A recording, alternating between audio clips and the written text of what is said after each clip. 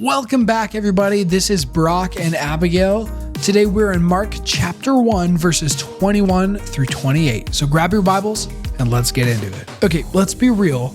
We all have those people we follow online, right? The creators, the artists, the streamers, the ones whose opinions we listen to. But have you ever stopped and thought about why? Today we're going to dig into that and figure out who really deserves to have the final say in our lives. Let's just think about this for a second. Who do you actually listen to? Is it a streamer you watch every night? Or maybe a musician whose lyrics just really get you?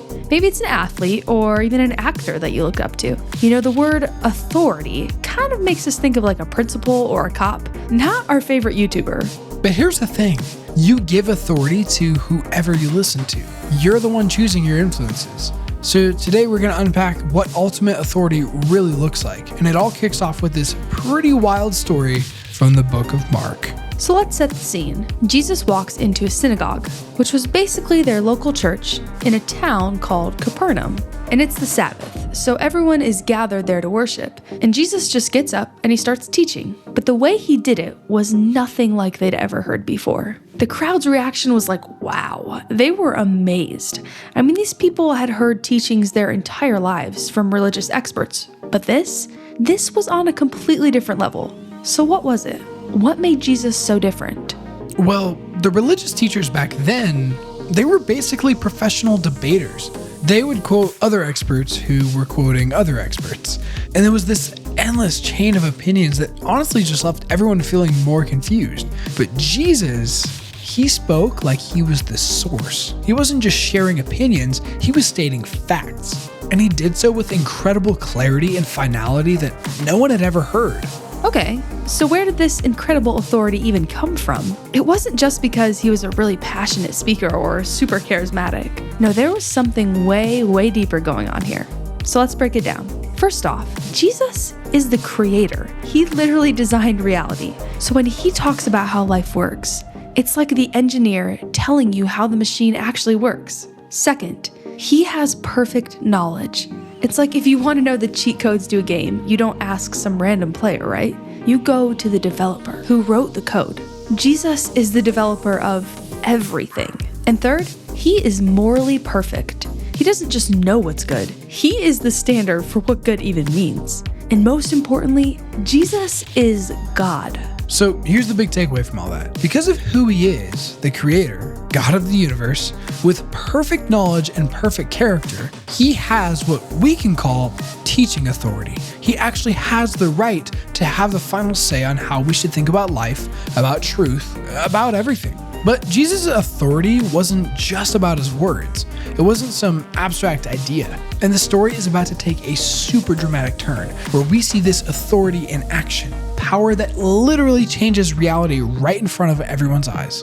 All of a sudden, this man in the crowd who is possessed by an evil spirit just shouts out. And get this, the demons immediately knew who Jesus was. Think about that. They recognized his true identity and his authority before anyone else in the entire room even had a clue.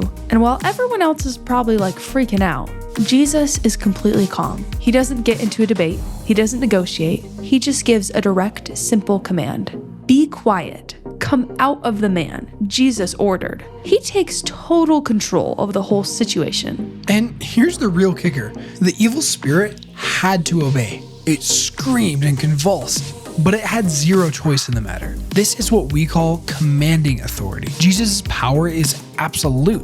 When he gives an order, the entire universe, even the parts we can't see, has to listen. His word is the final word on how we should live. And this is where this story stops being about something that happened 2,000 years ago and starts being about you right now. You see, that evil spirit, it didn't get a choice.